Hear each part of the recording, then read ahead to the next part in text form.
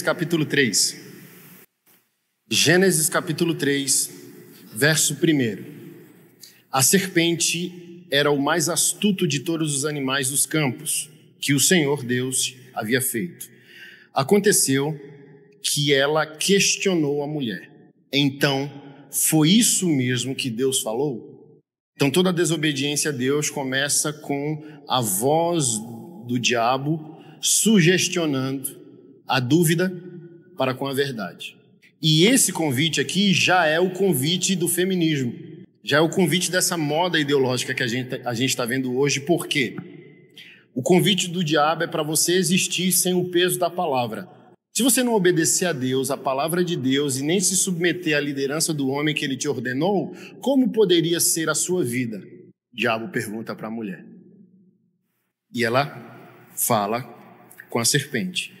Deus disse: vós não podeis comer nenhum dos frutos das árvores do jardim. Ao que declarou a mulher à serpente: nós podemos comer dos frutos das árvores do jardim, mas do fruto da árvore que está no centro do jardim, Deus disse: dele não comereis, nem tocareis, para que não morrais. A serpente então alegou à mulher: com toda certeza não morrereis. Ora, Deus sabe que no dia em que dele comerdes, vossos olhos se abrirão, e vós, como Deus, sereis conhecedores do bem e do mal. A mulher viu que a árvore realmente parecia agradável ao paladar, muito atraente aos olhos e, além de tudo, desejável para dela se obter conhecimento. Tomou do seu fruto, comeu e deu ao seu marido, que estava em sua companhia. Ele igualmente comeu. Então os olhos dos dois se abriram e perceberam que estavam nus. Em seguida, entrelaçaram folhas de figueira e fizeram cintas para cobrir-se. Vamos lá. Coisas importantes aqui no texto. Primeiro é o relativismo de Satanás. Foi assim que Deus disse. Segundo, Eva viu. A mulher viu. E esse ver não é o ver dos olhos. É o ver de 1 João. Lá, primeira epístola de João, capítulo 2, versos 16 e 17, onde ele diz: porque tudo que há no mundo, a concupiscência da carne, a concupiscência dos olhos e a soberba da vida, não procede do Pai, mas procede do mundo. E mundo aqui não é planeta Terra, mundo aqui não é humanidade, mundo aqui é sistema. Tudo que há no sistema do mundo, no sistema do raciocínio secular, não procede de Deus. E esse sistema do mundo é fundamentado em quê? Na cobiça da carne. A carne quer o que o Criador não providenciou. Os olhos e a soberba da vida quer aquilo que o Criador não providenciou. Coisa importante para a gente entender. Quase todos nós, como pastores e muitos líderes da igreja evangélica, cometeram um erro hermenêutico grotesco de quê? Eva só pecou porque Adão se omitiu. Talvez até você já pensou assim. Talvez até eu já preguei assim. Cadê o homem? Ele não tinha que estar protegendo a mulher? Pois vamos lá. E o texto já resolve isso. A mulher viu, ou seja, a decisão dela é autônoma. Ela quis. Até porque, lá em 1 Timóteo, Novo Testamento, Paulo escrevendo, disse assim, Timóteo 2,14: Adão não foi enganado, a mulher que foi enganada e caiu em transgressão. Então, Eva não pecou porque Adão se omitiu. Eva pecou porque quis pecar. A mulher peca porque quer pecar. Até porque, pensa comigo, se o homem controla você, você diz, controlador. Se o homem libera você, cadê você? Olha o diabo aqui, Então vamos lá. Você é uma mulher, sim ou não? Sim ou não? Você é uma criança? Então essa hermenêutica errada está dizendo que Adão era babá de Eva. E a função do marido não é ser babá da esposa. Eva pecou porque quis e não porque o marido vigiou. Ela não é uma criança. Eu vigio meus filhos. Eu não vigio minha mulher. Minha mulher tem autonomia, identidade própria, escolha própria. Então você está vendo que a nossa maneira de interpretar a Bíblia ela já é viciada desde sempre? Não. Eva pecou porque o homem não estava presente. Não, está aqui no texto, ó. Ele estava em sua companhia. Ela viu que era desejável para obter conhecimento, tomou do fruto, comeu, deu ao marido que estava ao seu lado. Então, se ele estava ao lado, porque ele não proibiu, pastor Anderson, porque ele não protestou, porque a Bíblia vai dizer no Antigo Testamento que a rebelião é como o pecado de feitiçaria. Então está ali o homem do lado da mulher, perplexo, subtraído, zonzo, sem entender muito bem o que estava acontecendo. Por quê? A gente vai ver outras verdades bíblicas. Quando a mulher rejeita o peso da palavra, quando ela sai debaixo desse guarda-chuva da providência divina, até profetas de Deus corajosos temem. O profeta Elias matou quase 1000 falsos profetas de Baal. Quando Jezabel o ameaçou, ele fugiu para uma caverna e entrou em estado de depressão. Então, uma mulher sem propósito assusta até os mais valentes dos evangélicos. Ainda aqui, em Gênesis 3, verso 16, olha que coisa interessante. Para a mulher, sentenciou Deus: multiplicarei grandemente o teu sofrimento na gravidez, em meio à agonia dará luz a filhos, seguirás desejando influenciar o teu marido, mas ele te dominará. Isso aqui é a chave, se você entender. Principalmente se o seu casamento está em crise ou vivem volta e meia numa crise. Olha o que Deus falou: multiplicarei o sofrimento na gravidez, você dará a luz em agonia, você continuará desejando influenciar seu marido. No bom português, você vai continuar querendo se intrometer em um assunto que não é da sua conta. Até porque o verso seguinte, Deus vai falar com o homem e diz o quê? Porque você deu ouvido à voz da sua mulher, maldita é a terra por tua causa. Visto que você deu ouvidos à voz da sua mulher, comeu do fruto do qual lhe ordenei que não comesse, maldita é a terra por sua causa. Por que o masculino é maldito? Por causa da desobediência. E por que a desobediência? Porque ele ouviu a mulher. A sociedade vai chamar isso aqui de machismo, a gente chama isso aqui de evangelho, de autorresponsabilidade. Para a gente cooperar com Deus, para resgatar o homem, a mulher tem que ser consciente e madura e pagar o boleto dela. O homem paga o boleto dele, mas a mulher tem que pagar o seu boleto. O que isso significa para nós hoje? Se o homem ele foi devolvido à sua posição diante de Deus, a mulher não pode intervir com a opinião se Deus já falou. Foi isso aqui que aconteceu. Não é que o homem não escuta a mulher, tem que ouvir a mulher, ok? Mas se Deus já falou, não importa nem o que a mulher, nem o que o próprio homem pensa sobre o assunto, Deus já falou. Então o marido crente, ele busca o auxílio da esposa quando Deus não fala. Aí ela vem com a sabedoria, ela vem com a superioridade intelectual. Mas se Deus já falou, ela não pode usar dessa sabedoria como manipulação, para chantagear, para tomar vantagem, porque pode acabar nisso aqui. A conclusão pode ser isso aqui. Então olha só, o que é continuar desejando influenciar o marido? As irmãs evangélicas até aceitam a doutrina da submissão, desde que elas continuem sendo o pescoço que controla a cabeça. Marido, não, meu marido é o cabeça lá de casa, ela levanta o moral dele. Não, ele é um homem de Deus. Mas aqui, do que adianta ser cabeça? Então, irmã, as mulheres também querem o que o Criador não providenciou. As mulheres também querem controle, poder. Vamos lá. Por que os pecados hoje familiares, os pecados femininos? A mulher com o sentimento que perdeu o controle. A mulher quer, por causa da inteligência dela, tudo sob controle. Mas o mundo não tem controle, o pecado está aí desorganizando tudo. Não tem como você controlar seu marido, não tem como você controlar seus filhos, não tem como você controlar a vida. Isso só vai aumentar a ferida. Você não é chamada para ter controle, você é chamada para obedecer a Deus. E a partir dessa obediência, Deus te ajudar a resolver as coisas. Como que você vai controlar o indomável? O masculino é o indomável. As crianças são indomáveis. A louça vai sujar amanhã de novo. Aí a mulher entra num estado de profunda irritação porque acabou de limpar e acabaram de sujar de novo. E eu sempre tento cooperar com as irmãs, muda a perspectiva, conversa com a mãe que perdeu um filho e ela urra de vez em quando nas vigílias, introspectiva, doendo, porque o antinatural aconteceu. O que é natural? O filho enterrar a mãe.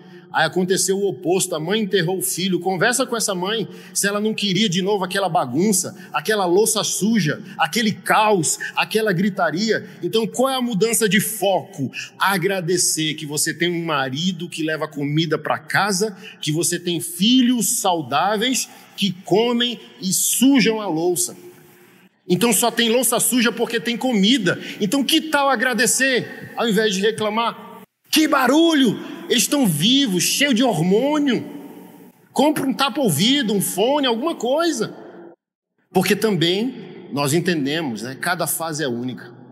A gente irrita, mas diz, ai, como eu gostava daquela outra fase, daquele momento, daquele outro momento. Então tá lá, a mulher sábia pode sentar no sofá com o marido, assistir algo, mas ela começa uma crise porque a pia está suja. Aí eu converso com a minha esposa. Tem um método de lavar agora e não sujar de novo? Não. Então por que você está irritada? Por que você não senta aqui para assistir? Amanhã vai estar sujo de novo. Não vai? Vai. Então bota um sorriso no rosto e senta aqui e vamos assistir. Por que começar uma briga? Outro dia foi uma briga, sabe por quê? Cocô de cachorro. Eu falei, você quer que eu costure o bumbum do cachorro? Vamos resolver o problema, dá uma linha, uma agulha, eu vou preso se eu fizer um negócio desse com o animal. Então a crise feminina é a inteligência fora do controle, entendeu? O homem está ali, um assunto por vez. A mulher está 50 assuntos pelo nível superior de inteligência. Então, se ela não conseguir encontrar paz em Deus, paz na palavra, as 50 informações levam ela a um colapso. Aí dá a ela a clareza que ela perdeu o controle. Perdendo o controle, o que é que ela vai fazer? Agredir com palavras, ameaçar, diminuir, ofender, bater nas crianças, chutar o cachorro, dar uma panelada no marido. Mas olha só, a Bíblia diz, você vai continuar tentando influenciar seu marido, ele dominará. Então o masculino reage à tentativa de manipulação feminina com o quê? Violência. Domínio aqui é maldição. Liderança na Bíblia é bênção. Jesus não é um dominador, Jesus é um líder. E um líder lidera pelo exemplo. Ele disse, o maior entre nós é aquele que serve. Então você quer um marido servo? Você quer homens servos ao seu lado se você é solteira? Não seja uma mulher manipuladora. No final eu faço perguntas e respostas, umas 3 perguntinhas. Não eu perco o raciocínio. Mas olha só, continua, né, o 13, dizendo que vem da mulher a promessa de Deus para esmagar a cabeça da serpente. Você é uma bênção, irmã. Deus não ordenou às mulheres, mas Deus permitiu que a mulher tivesse o milagre da madre para trazer as armas de Deus ao mundo. Salmos capítulo 127, o filho é como uma flecha na aljava do guerreiro. Quanto mais você tem filho na juventude, quando seus inimigos vierem à porta, você triunfará. Então, um filho que Deus deu a você, o milagre da madre para trazê-lo ao mundo, na mão de um marido bíblico e na mão do Criador, é uma arma que Deus atira na cara de Satanás. Seu filho é uma flecha na mão do seu marido.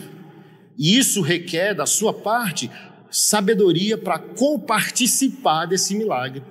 Por exemplo, Jesus ordenou 12 homens como apóstolos, sim ou não? Mas ele apareceu para quem quando ressuscitou?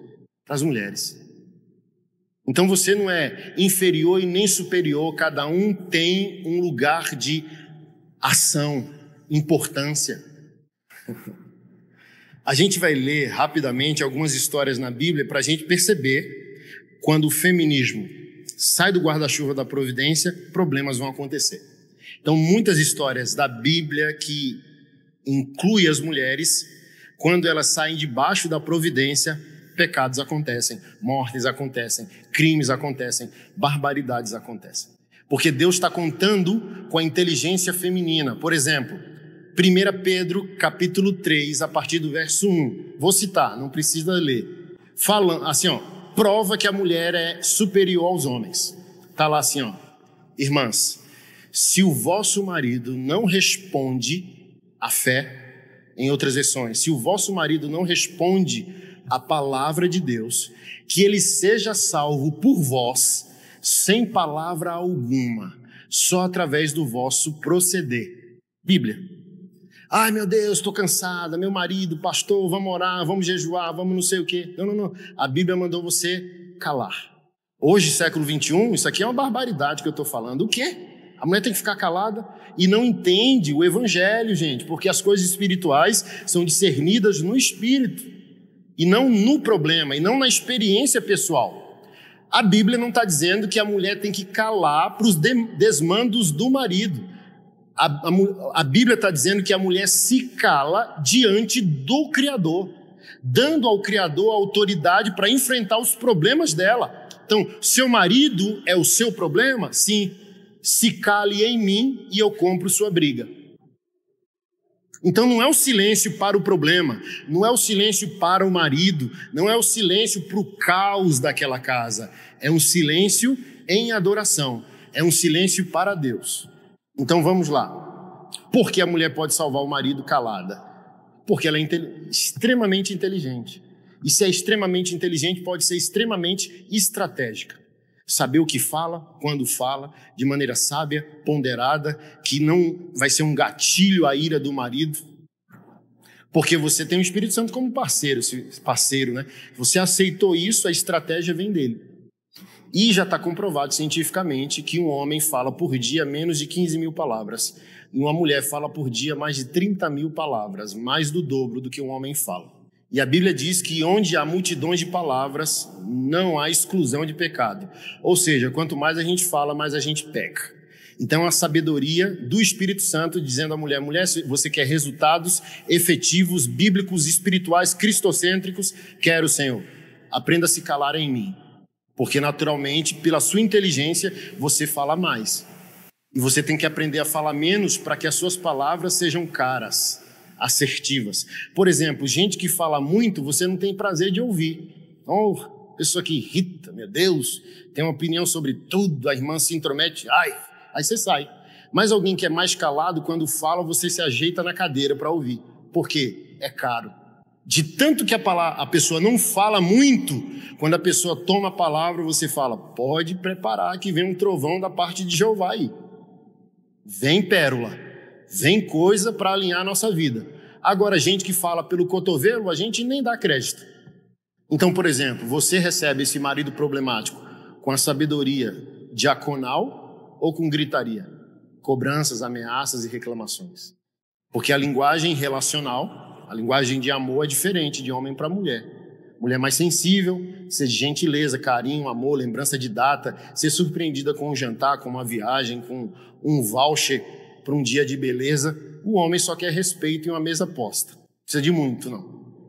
O homem só precisa entender que ele é estimado, que ele é respeitado, que ele é considerado, valorizam o que ele está fazendo. Se você não louva seu marido pelo que ele já consegue, não adianta cobrá-lo por aquilo que você gostaria que ele conseguisse. Porque ele só vai conseguir se alguém reconhecer o que ele já faz. Então você quer que seu marido ganhe 8 salários mínimos, agradeça pelos 2 que ele já consegue. Aí ele vai se sentir um leão para ir para a selva caçar. Agora, se você só ameaça, xinga, recebe com panelada, esquece. Você acabou de matar. Se ele está morto, você botou a tampa do caixão. Olha só quem pode ser a mulher potencialmente. Gênesis capítulo 16, verso 1, está escrito: Sarai, mulher de Abrão, não lhe tinha dado filhos. Ela possuía uma escrava egípcia que se chamava Agar. Um dia Sarai disse a Abraão: já que o Senhor Deus não me deixa ter filhos, tenha relações sexuais com a minha serva. Talvez assim, por meio dela, eu possa ter filhos. Abrão concordou com o plano de Sarai. E assim ela lhe deu Agar para ser concubina. Isso aconteceu quando já fazia 10 anos que Abrão estava morando em Canaã. Abrão teve relações com Agar e ela ficou grávida. Quando descobriu que estava grávida, Agar começou a olhar com desprezo para Sarai, sua senhora. Aí Sarai disse a Abrão: por sua culpa, Agar está me desprezando. Então, a história que antecede essa é Deus aparecendo para Abraão, fazendo-lhe a promessa, dizendo que por meio de um filho viria uma descendência incontável como as estrelas do céu e as areias do mar. Abraão tinha 75 anos, Isaque só veio nascer depois de 25 anos, quando ele tinha 100. Então, o homem ouve essa perplexidade da parte do Senhor, ele entra em colapso, mas ele diz, Deus falou. Quando ele chega para a esposa e diz, Deus disse isso aqui, pela inteligência ela vasculha todas as possibilidades desse milagre acontecer. Aí ela não vê nenhum. Quando a inteligência sai da providência divina, a mulher quer ajudar Deus a produzir um milagre. Deus precisa de você para produzir um milagre? Ele é capaz de produzir um milagre sozinho? Então, quando a sua inteligência se desvia da obediência ao Senhor, você vai tentar ajudar o Senhor. Não estou vendo um meio de um filho nascer. Já sei. Marido, tá vendo a minha funcionária doméstica ali? Aquela que a gente contratou tem 8 meses? Tô. Então já sei como Deus vai cumprir a promessa. É a mesma coisa de, meu filho, minha filha, te darei um carro. Aí no outro dia tu vai na concessionária e financia. Aí você chega na igreja, varoa, conseguiu o carro, né? Não, Deus me deu. Não tem presente com um carnê de 60 meses, irmão. Se Deus falou que vai te abençoar com um carro, espere Ele abençoar. Se Ele dissesse assim, filha, vá financiar e eu vou te ajudar a pagar a prestação, é uma coisa. Mas se Deus disse, claro, eu vou te dar um carro. Então disse claro para Abraão, eu vou te dar um filho. Aí a esposa desvia a inteligência dela, sai da obediência e chega para o marido com essa excelente ideia do marido transar com a funcionária. Irmã, o marido tem que ser muito crente para repreender a ideia da esposa. Então assim, 98% dos homens crentes vai dizer, nunca passou pela minha cabeça, mas amém. Aí vai lá Abraão e se relaciona com Agar. E ela fica grávida. Então olha só, como a mulher não é superior ao homem. Agar era menina de interior, que nem ousava levantar a cabeça, toda tímida, obediente à sua senhora, amém, sim senhora, a senhora precisa de mais alguma coisa, agora ela está grávida de um varão. Então a menina tímida está aqui, olha o potencial demoníaco da mulher.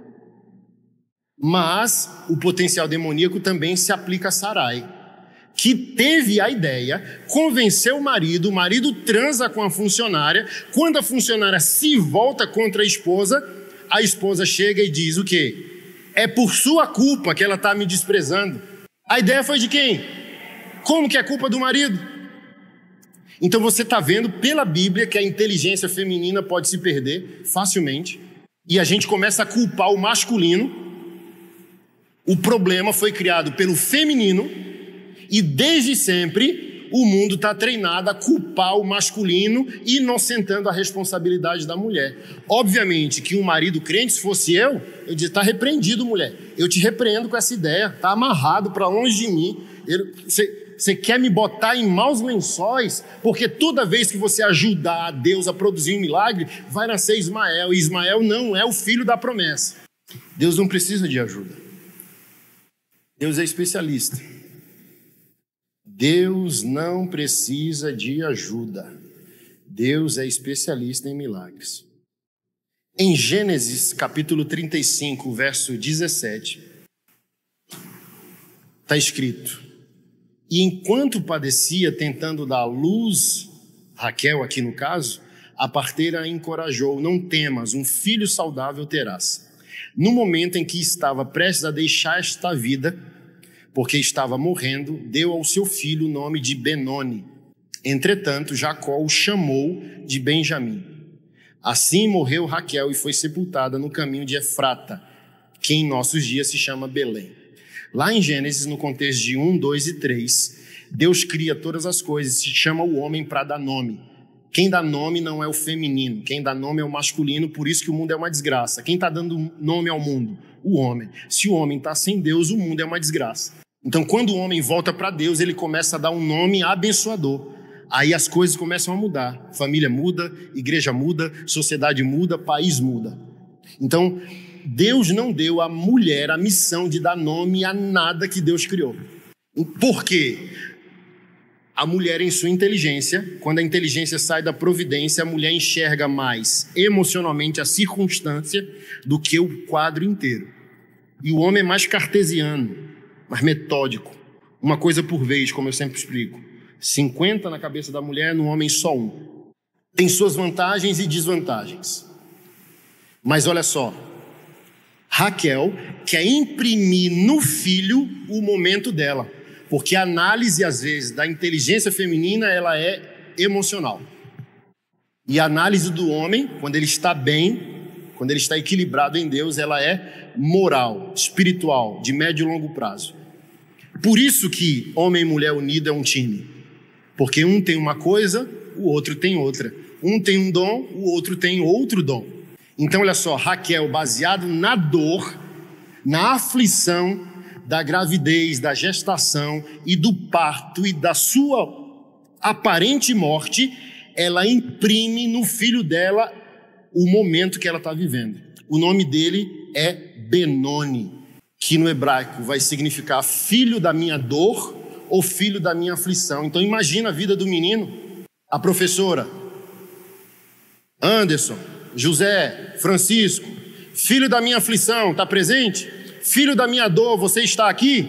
Para sempre o filho carregaria a marca da aflição momentânea da mãe dele, quando a mãe precisava entender que ela não pode imprimir o momento no filho. O filho é maior que o momento dela. Volta à questão da sogra e nora. Você não pode pegar a sua vida e imprimir no seu filho. Você não pode pegar as marcas de sua dor e imprimir no seu filho. E aquele que dá nome, que é o pai, estava na porta do parto. E ele entra: não, está repreendido. O nome dele será Benjamim, o filho da minha força, o filho da minha mão direita, ou filho próspero. Olha que diferença. A mãe queria filho da minha dor, presente, e o pai, filho próspero, presente, filho da minha força, presente, filho da minha mão direita. Eu não concluí, mas se o mal masculino é um mal visível e o mal feminino é um mal invisível, é por isso que crimes femininos são de mentoria, coparticipação ou envenenamento. Olha a inteligência da mulher. A mulher nunca bota a cara na guerra. O homem não. Olha lá. Você está vendo ele fazer a besteira, cometer o erro, cometer o crime. A mulher, porque é um mal sutil, é um mal dos bastidores. Por exemplo, eu dou o exemplo do ano passado, acho que foi janeiro ou fevereiro de 2023. Uma mulher evangélica casou com um homem divorciado que tinha 2 filhos, um menino de 13, uma menina de 18, e eles amavam o pai. Quase todo final de semana eles iam para a casa do pai. Evangélica, tá? Adoradora.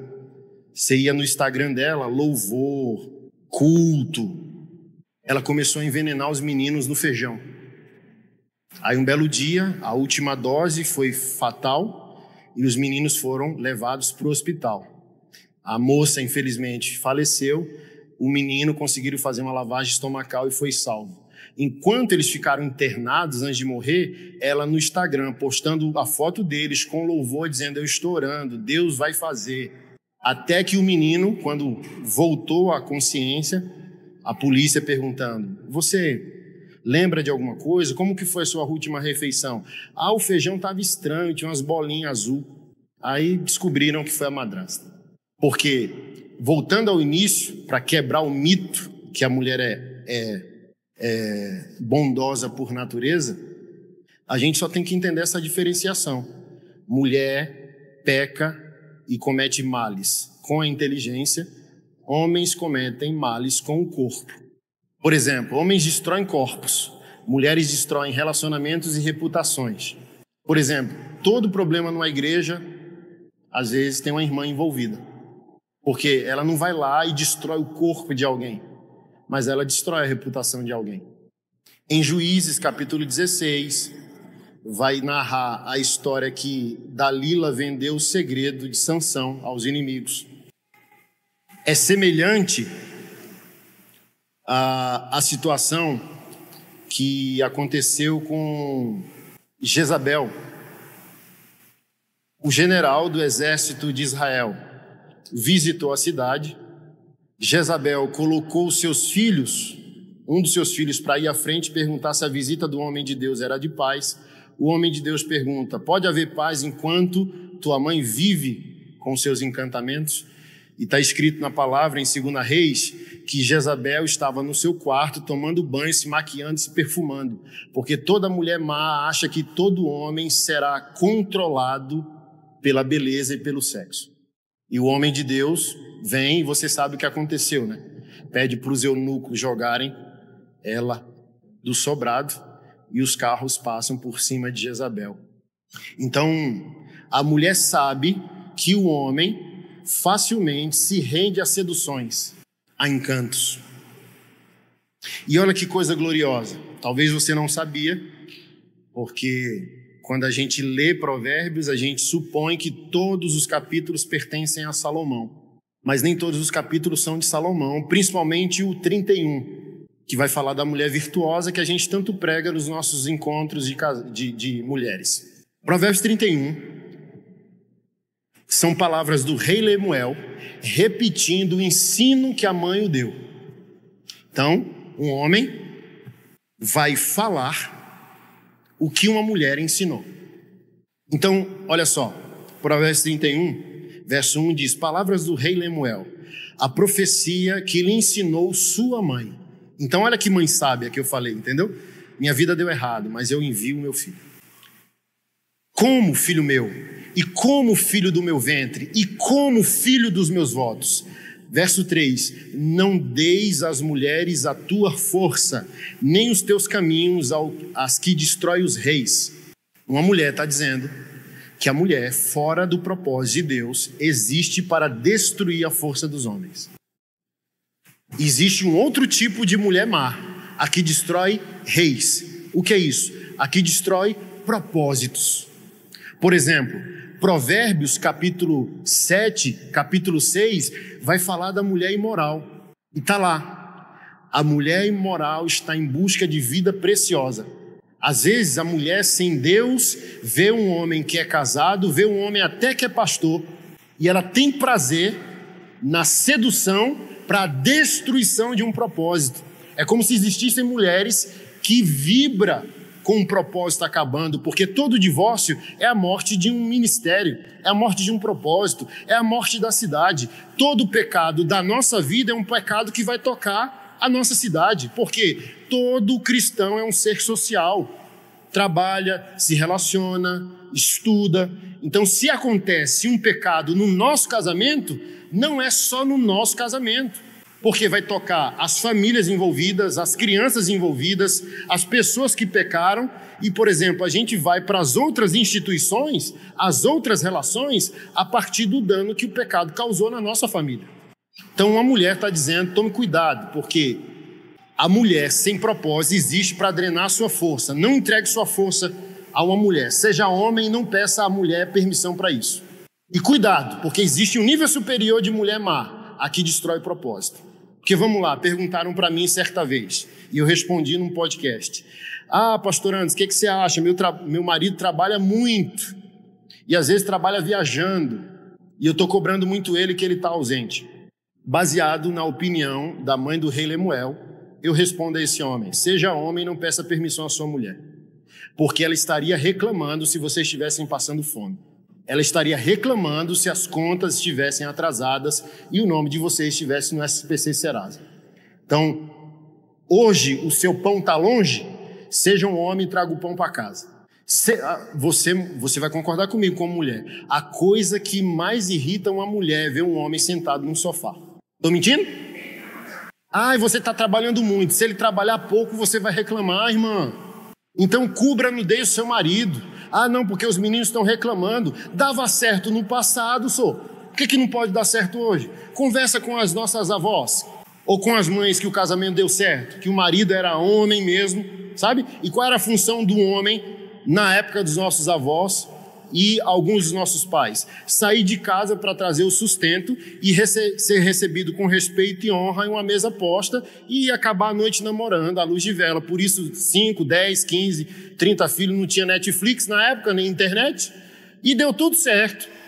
Vê hoje assim, não, minha avó e tal, vê Às vezes, se deu algum para bandido, deu algum errado, com raras funcionava, porque a mulher queria ser feminina, honrando o marido, e o marido queria ser masculino, provendo a família. Aí hoje a gente, igualdade de papéis, empoderamento e tal, e a mulher está colhendo, né? Eu sempre digo assim, ó, feminista dos 20 aos 40, depois solteirona, frustrada. Então é melhor ter um homem trabalhador do que ter homem nenhum. É melhor ter um homem trabalhador do que um homem preguiçoso, sugando você. Hoje o feminismo atrapalhou tantas mulheres que a maioria das mulheres está, de fato, próspera, mas se ela está solteira, ela vai trazer um homem parasita que sabe que ela prosperou. Aí ele pergunta, por que eu vou trabalhar? Eu preguei, acho que foi em março desse ano, nos Estados Unidos. Eu descobri um contexto lá entre as mulheres negras que eu fiquei assustado. A mulher negra lá é uma mulher poderosa, independente. O que aconteceu? Os homens entenderam que as mulheres cresceram, então ela cresceu, mas ela continua feminina. Ela quer um homem, certo? Mas mudou tanto a sociedade nessa cidade que eu fui, Estados Unidos, que o cara se submete a essa mulher e ela dá para ele um carro, um telefone e liga para ele quando ela quer namorar e ele vai para a casa dela e namora. Aí, por exemplo, eu preguei na igreja de um pastor que é negro, a esposa é branca e ela tem um salão de beleza nos Estados Unidos.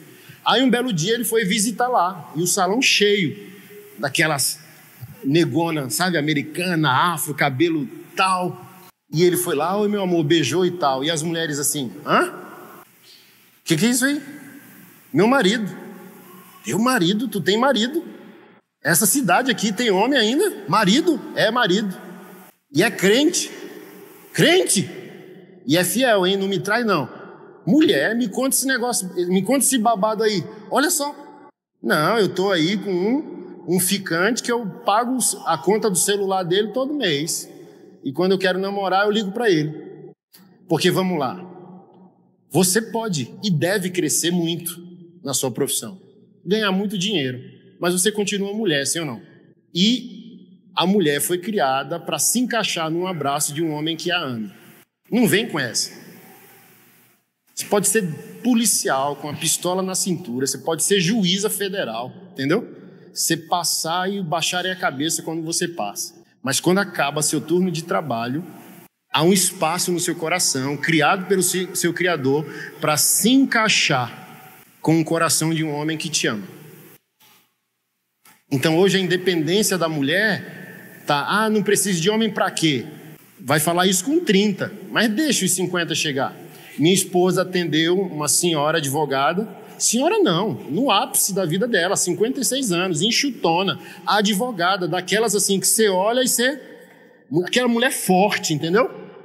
Ela chorando com a minha esposa, perguntando, será que Deus ainda tem um homem para cuidar de mim? E aqui nesse mesmo Provérbios 31, está escrito, mulher virtuosa, quem a achará? Uma mulher está fazendo essa pergunta.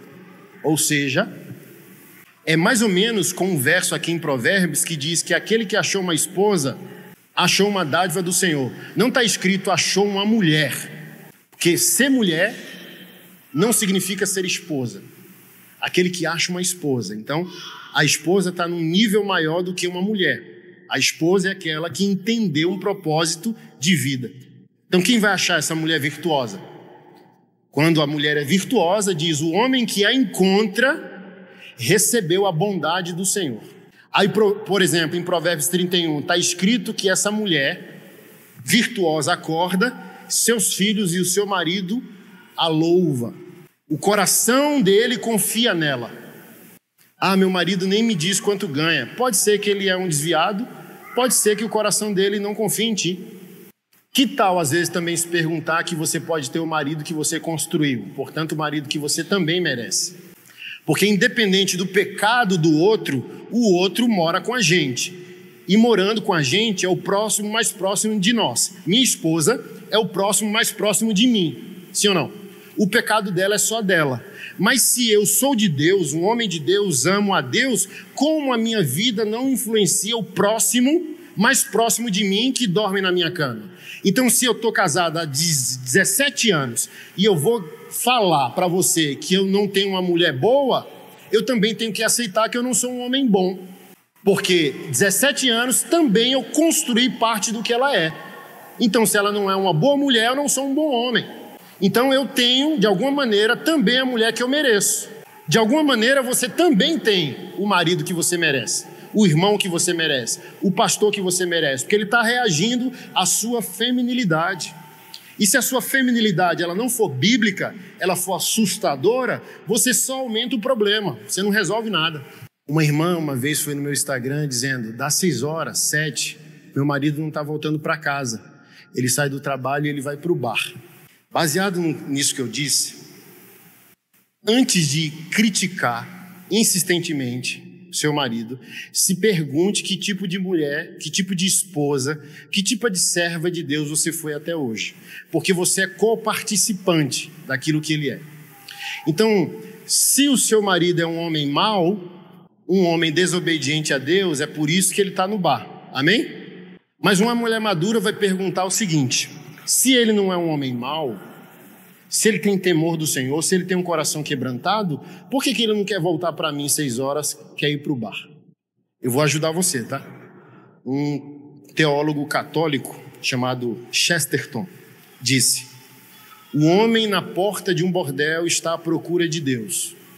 Baseado nisso, eu não tenho nenhum receio de concluir que a mesa de um bar é uma busca por comunhão, koinonia, pertencimento. Porque a mesa do bar é um lugar de iguais, é um lugar de desgraça, mas é um lugar de desgraçados iguais. Ninguém é superior a ninguém. Ali eles são desgraçados nivelados. E a Bíblia diz em Gênesis 2:24 que o homem e a mulher estavam nus e não se envergonhavam. Ou seja, Deus criou o casamento para um lugar de nudez literal e nudez da alma. Para a mulher ser o que ela é e o homem protegê-la, guardá-la. O homem ser o que ele é e a mulher, ao invés de censurar, cobrir, proteger. Como eu dei o exemplo do trabalho, os filhos estão reclamando da ausência do pai, protege a nudez do marido, explica por que ele tem que viajar. É igual um pastor, a esposa, né? Não, você está ausente, está se dedicando à igreja, os nossos meninos estão sentindo falta, explica por quê. Não dá para dizer que um obreiro dedicado é um mau pai, gente. Ele é viciado em droga, ele é um adúltero, ele tem amante, ele é um bêbado, ele é um traficante. Não, ele está perdido na obra, então ele está bem perdido. Então que tal mudar a perspectiva? Ampliar a visão do seu filho, às vezes porque o pai não vai estar presente. Ele tem que entender que ele precisa estar presente, mas vai ter momentos que um homem dedicado ao seu trabalho, seja pastor, seja qualquer outra profissão, não vai conseguir estar presente. Aí que entra a inteligência da mãe de suprir esse vazio no coração do filho e proteger a reputação do marido, explicando para o filho por que o pai não está presente naquele momento tão importante. Aí eu respondi para a irmã, talvez ele está indo para o bar por obediência bíblica. Talvez ele está obedecendo a Deus. A irmã chega, ficou igual você. Opa, está repreendido, pastor. O que é isso aí? Como assim? A Bíblia manda ele ir para o bar? Não, mas a Bíblia manda ele fugir de uma mulher rixosa. E ele encontra no amigo do bar um lugar de morte, um pouco de vida. Olha que coisa contraditória. Onde que é um lugar de vida? Igreja, presença de Deus, família, casamento, ali é um lugar de vida, amém? Mas esse homem quer voltar para casa e encontrar na esposa um lugar de proteção, uma torcida organizada em favor dele, mas ele está voltando para casa e encontrando na esposa o quê? Uma inimiga, uma cara feia. Depois de um dia cansativo de trabalho, ele chega no bar e os amigos, e aí cara? O garçom, e aí, quanto tempo? O que você quer? Geladinha? Quer uma tripazinha de porco frito aqui? Senta aí, cara, que saudade de você. Lembrei. Quando não é a mesa do bar, ele chega e vai ficar com a cachorra. Aí eu falei bem assim, por que a senhora não começa a imitar a cachorra de vocês? Pastor, você está me chamando de cachorra? Não, mas a senhora é inteligente, a senhora é uma mulher sábia. Então observa qual a sua atitude quando o marido chega e observe qual a atitude da cachorra. Como que a senhora recebe ele? Não, estou só gritando. A cachorra pula, beija ele, lamba os pés dele, sabe? Sem censura. sem cobrança. Aí ele senta ali e fica ali em comunhão com o animal, quando deveria ter comunhão com a senhora. Mas como o feminismo inocentou as mulheres, meu marido é um inválido, um endemoniado, um homem sem Deus, entendeu?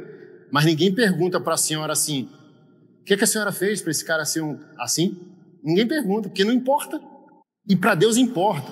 Por exemplo, se o rei Davi vivesse hoje, quem queria congregar com ele? Sendo que ele adulterou e matou o marido da mulher, sim ou não?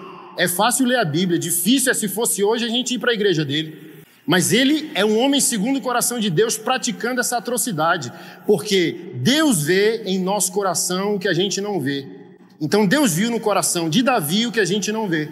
Então para Deus importa não apenas o pecado, mas importa o contexto no qual ele foi cometido.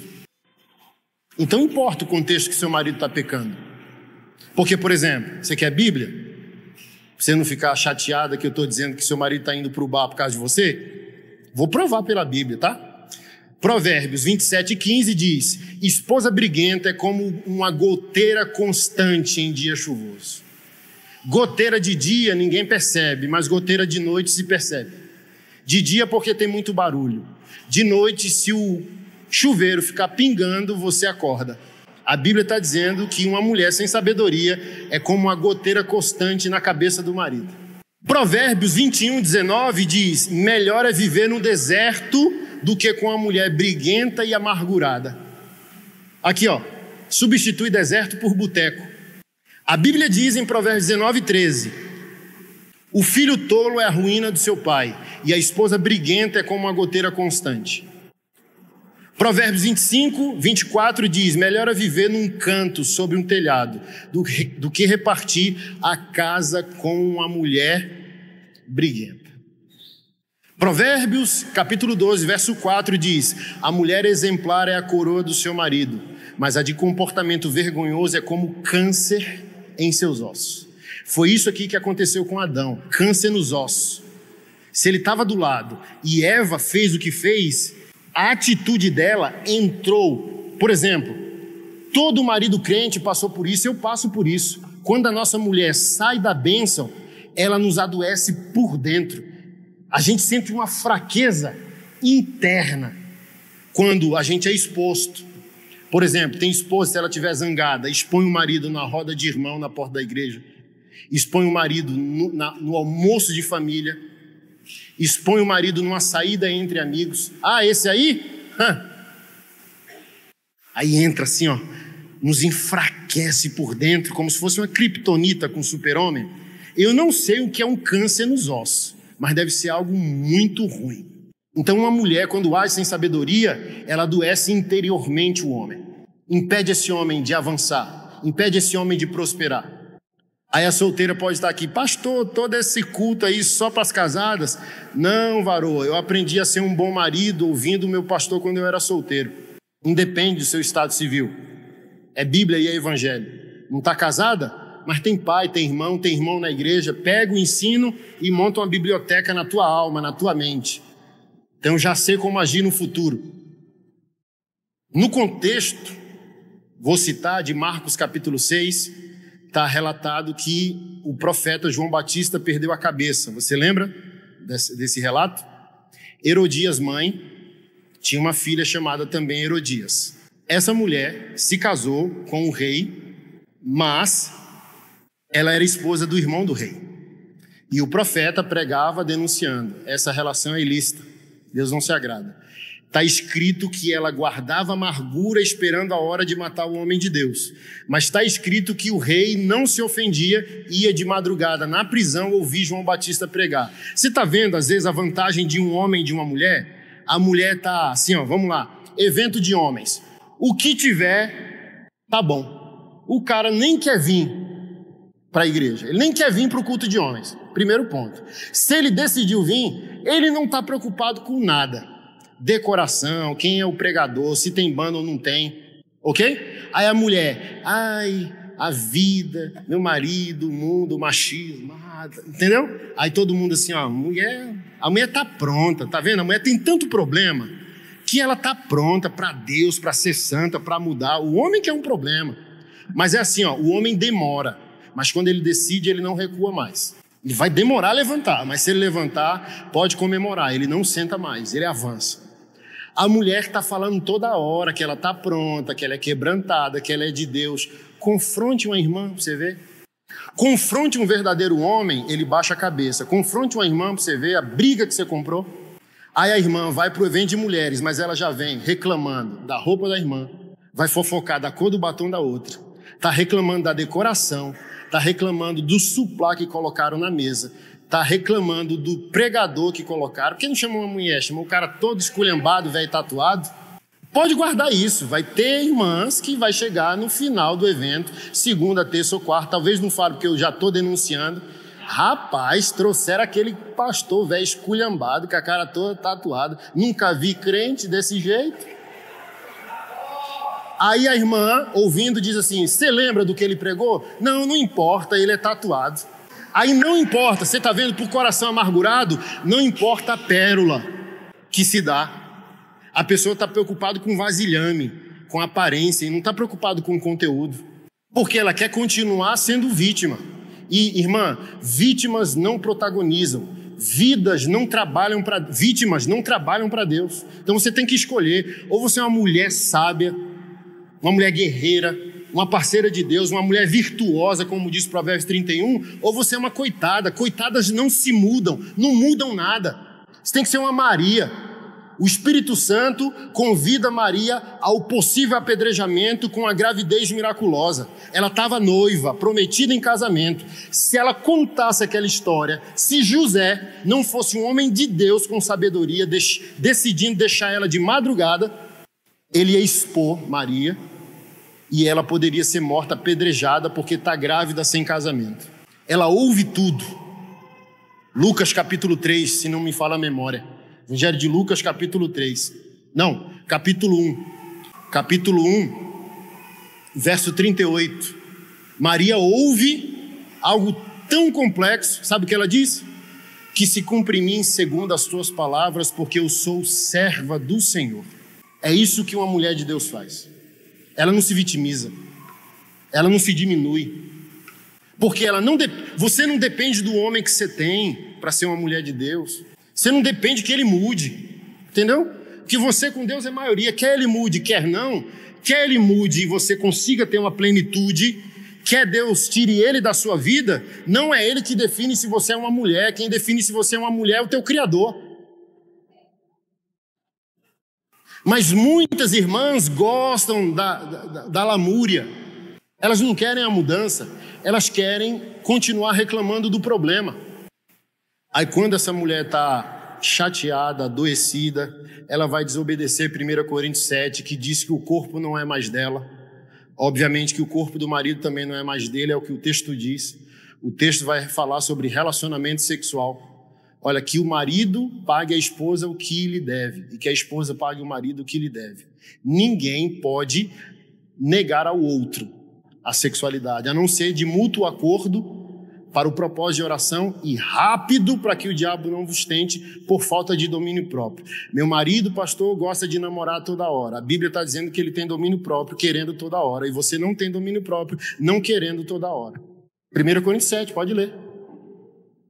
Aí a esposa faz o seguinte, já está esse caos, aí ela vai pegar a fome, porque é fome, tá?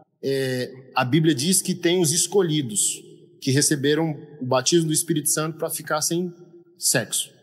Então o solteiro fica momentaneamente sem sexo, mas só quem o Espírito Santo escolhe e batiza vai ficar separado só para Jesus e para a obra do ministério. Sem esse batismo, todo ser humano foi criado para, num dado momento, se relacionar com o sexo como você toma café, almoça e janta. Então o sexo no casamento é uma fome biológica.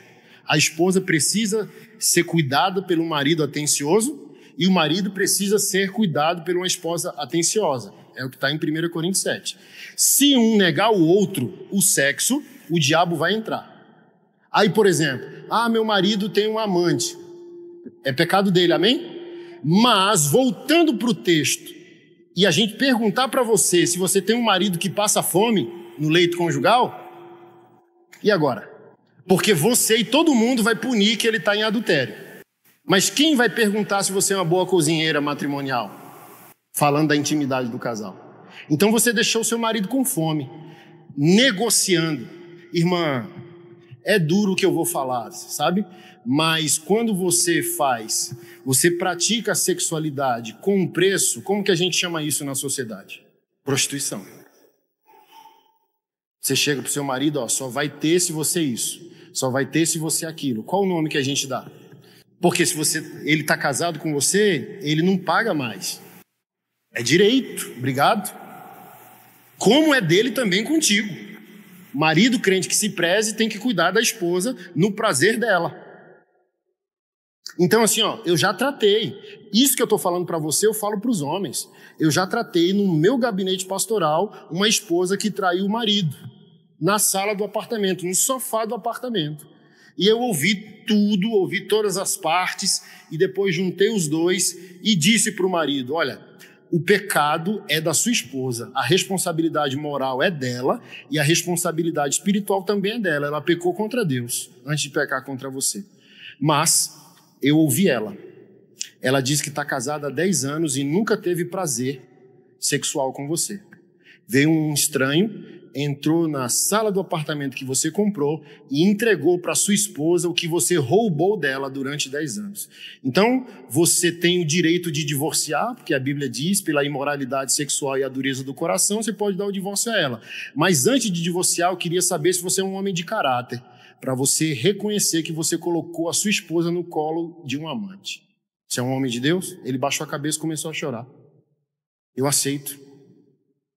Eu criei o ambiente que levou minha esposa ao pecado.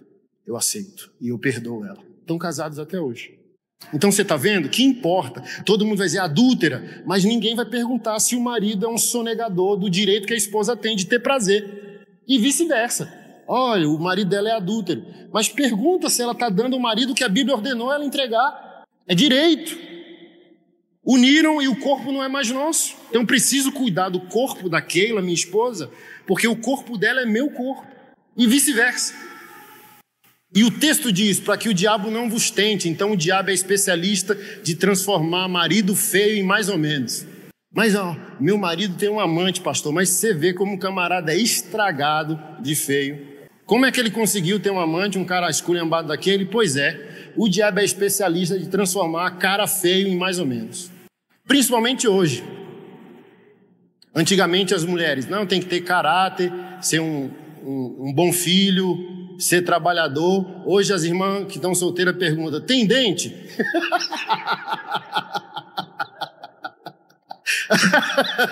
Se não for banguelo, já tá no lucro, amém. Vamos casar. As irmãs hoje estão cobrando menos, entendeu? Aí seu marido é um homem bom, trabalhador, sabe? Foi para academia, tá com fome. Jezabel foi lá, sabendo que ele tá com fome, ó. O marido que é mais feio ficou mais ou menos. Por quê? A mulher quer o quê? Segurança. Aí seu marido não é lá o Brad Pitt da vida. Mas às vezes tem um bom físico, a mulher quer proteção, fala, aquele cara vai me proteger. É trabalhador, a mulher olha e diz, não, vai me prover financeiramente. Está aqui, irmã? Eu vim de Brasília para te chatear, né? Mas agora eu encerro a chateação, tá bom? É o último versículo que a gente vai ler. E é na Bíblia católica.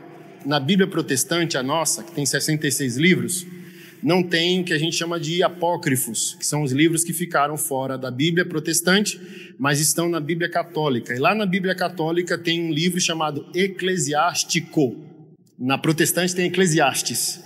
Na católica tem Eclesiástico. E está escrito um negócio que me assombrou. Então, tantos católicos como evangélicos, a Bíblia dos dois reforçam que a mulher, por ser mulher, não está superior ao homem, que ela tem seus problemas, seus pecados, seus dilemas. E ela precisa obedecer a Deus como qualquer outra. Olha o que está escrito lá, Eclesiástico, capítulo 25, verso 17. A tristeza do coração é uma ferida universal, mas a maldade feminina é uma malícia consumada. Toda chaga não, porém a chaga do coração. Toda malícia não, porém a malícia da mulher. Toda vingança não, porém a vingança que nos causam os adversários. Toda vingança não, porém a dos nossos inimigos. Não há veneno pior que os da serpente. Não há cólera que vença a cólera da mulher. É melhor viver com um leão ou com um dragão que morar com a mulher maldosa. A malícia de uma mulher perturba-lhe a fisionomia, obscurece-lhe o olhar e transforma até sua pele. Entre seus parentes, olha o que eu disse, queixa-se do marido, e quando o marido ouve, suspira amargamente. Toda malícia é leve, comparada com a malícia de uma mulher, que a sorte dos pecadores caia sobre ela. Como uma ladeira arenosa aos pés de um ancião, assim é uma mulher tagarela para um marido pacífico. Não contemples a beleza de uma mulher, não cobices a sua beleza. Grandes são a cólera de uma mulher, sua audácia e sua desordem. Se uma mulher tiver o comando, ela se voltará contra o marido. Coração abatido, semblante triste, ferida no coração, eis o que faz uma mulher maldosa. Mãos languidas, joelhos que se dobram, eis o que faz uma mulher que não traz felicidade ao seu marido. Foi pela mulher que começou o pecado, e é por causa da mulher que todos nós morremos. No mínimo, reflexão para uma autorresponsabilidade. Você é co-criadora. Meu filho é um problema. Ele está reagindo também ao tipo de mulher que você é. Meu pastor é um problema. Os homens da minha igreja é um problema. Meu marido é um problema. Meu noivo é um problema. Amém? Pode ser? Provavelmente seja. Mas aceite sua responsabilidade de ser criadora. Você é criadora. Você não é um coadjuvante. Você sabe, né, a diferença do coadjuvante e do protagonista. Coadjuvante está atrás da peça, está atrás da cortina. O protagonista está na frente. Você é protagonista. Você está criando junto. Então você tem o casamento que você também construiu. Você também tem a igreja que você construiu. Você também tem a sociedade que você construiu. Você é um ser ativo. Você era um ser coparticipante de tudo que está à sua volta. Você tem um ambiente de trabalho que você construiu. Por isso que eu louvo a Deus pela vida de José e Maria, o casal mais abençoado da terra. A mulher mais perfeita ou aperfeiçoada com o coração alinhado que já existiu. Porque se não fosse, tinha sido minha mãe, minha esposa ou você. Foi ela. Então ela é o modelo de como uma mulher obedece a Deus. José, perguntaram para mim, pastor, quem é o cara que você mais gosta da Bíblia no Novo Testamento? Aí todo mundo achou que eu ia dizer Paulo ou Jesus. Jesus não vale porque é o Deus homem, né? Eu disse José. José é o homem mais importante do Novo Testamento. Não escreveu um livro. Paulo escreveu 70% dos livros do Novo Testamento. Mas por que ele é o homem mais importante? Porque um homem em Deus se torna responsável até pelos problemas que ele não cria. José aceita pagar o boleto do problema de Deus. Deus quer salvar o mundo, precisa que o filho dele venha ao mundo através de uma virgem, escolhe a noiva dele como essa virgem e ele diz, eu aceito. Ser o padrasto da humanidade de Deus. Então José é aquele que abre a porta no Novo Testamento para que tudo acontecesse até nós. Então olha que casal lindo. Um homem responsável, que deixa eu concluir aqui, está escrito, e José, sendo um homem justo, decidiu deixar Maria secretamente. Vamos lá, tá? Estavam noivos, certo? Ela chega e diz, eu estou grávida pelo Espírito Santo. Aí ele decide no coração, de madrugada, pegar as trouxas dele e ir embora. Por quê? Se ele fica e ela está grávida antes do casamento, é sua criança? Não, ela é morta apedrejada. Se ele some, ele está assumindo que era um moleque. Rapaz, o camarada transou antes do casamento, engravidou a moça e fugiu. Olha só o caráter dele. Foi um ato de caráter. Aí o anjo aparece num sonho. O que está concebido no ventre dela é a ação do Espírito Santo. Ele acorda e diz, amém. Num sonho. Quando eu estou confrontando os homens, eu falo assim, num sonho, cara. Você tem igreja, Bíblia de qualquer versão, sabe? Já, Deus, se for o Senhor que chova, choveu. Deus, se for o Senhor que faça sol, fez sol. E tu ainda está com essa cara de jumento aí, sem obedecer o Senhor, cara. Num sonho, José aceita esse problemão. Mas Maria também é uma mulher extraordinária, aceitou esse perigo, foi um perigo de vida. Então, se a gente quer famílias melhores, família evangélica plena, eu fecho dizendo, esse casal é o exemplo máximo. A mulher aceita o peso da palavra e o homem aceita o peso da responsabilidade. E um ajuda o outro. Então imagina, José criou Jesus, Maria discipulou Jesus. Então está todo mundo assim, ó, no seu caso, vocês mulheres. Deus, transforma esse marido que eu tenho, ou ser perturbado, transforma esse homem. Ao Espírito Santo.